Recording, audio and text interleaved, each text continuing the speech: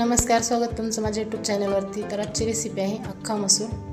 तर आपण इथे अख्खा मसूरची भाजी बनवतोय। तर व्हिडिओ कुठे स्किप न करता पूर्ण बघा आणि एकदम साध्या सोप्या पद्धतीने बनवतोय।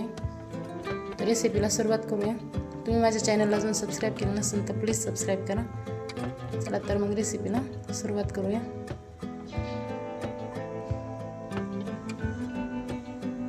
मी इथे मसूर घेतला, तो मी 3 ते 4 तास भिजत ठेवला होता। तुम्ही रात्रभर पण भिजवू शकता। तर मी ते 4 तास भिजवून घेतले। त्यानंतर इथे मी बारीक कट केलेला कांदा घेतला। तर कांदा आपल्याला भरपूर सारा घ्यायचा आहे। मी ते 4 ते 5 कांदे बारीक कट करून घेतलेत। आपल्याला जास्त मसाला नाही वापरायचा आहे। अख्खा मसूर बनवताना आपण जास्त मसाला नाही वापरत, त्यासाठी मी ते कांदा घेतला 3 ते 4 कट करून बारीक। तिथे गॅसवरती मी तेल तापायला ठेवले।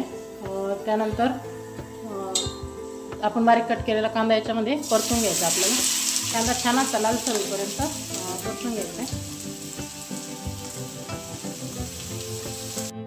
परतत असतानाच मी त्याच्यामध्ये 2 हिरव्या मिरच्या टाकल्या। त्यानंतर कढीपत्ता टाकायचा आहे, मिक्स करून आता परतून घ्यायचं।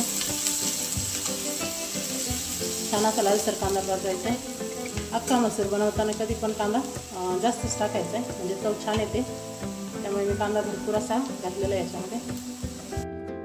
परतला की याच्यामध्ये अद्रक लसूण, फक्त लसूणची पेस्ट टाकायची। मी ते लसूण बारीक कुटून घेतला होता, तो टाकायचा याच्यामध्ये। ते सर्व एकत्र परतून घ्यायचं छान असं। कांदा परतल्याच्या नंतर याच्यामध्ये थोडीशी धना पावडर टाकायची।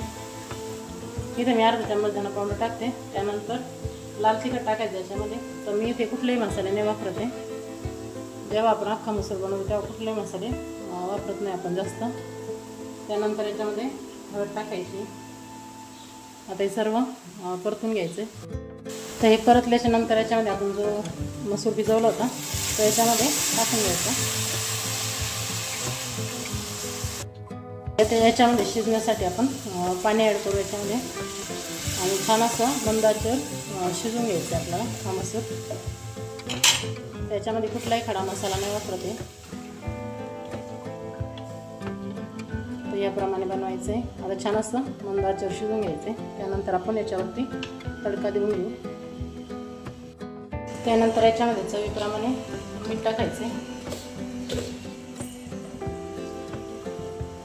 सर्व आता झाकण ठेवून आपल्याला शिजून घ्यायचं आहे मसूर। सर्वात शेवटी मी कोथिंबीर टाकते याच्यामध्ये।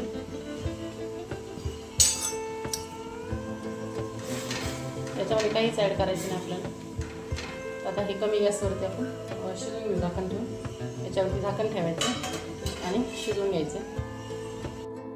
तर इथे आपला मसूर बनवून तयार झाला आहे, पाहू शकता। छान असा शिजला आहे, पण मसूर लगेच शिजतो। त्याच्यावरती आता तडका देऊन घ्यायचा आहे। तडका देण्यासाठी मी ते पॅन गरम केला। त्यानंतर मी याच्यामध्ये मोहरी टाकतो। मोहरी छान फुलली की याच्यामध्ये लगेच जिरे टाकायचे। त्यानंतर इथे मी एक लाल मिरची टाकली, मिरची होती घेतलेली, आणि त्याच्यावर तडका देऊन तडक्याने चव खूप छान येते। त्याच्यामुळे वरतून तडका द्यायचा आहे। आता परत हे 3 ते 4 सेकंद आपण परत शिजवून घेऊ त्याच पद्धतीने।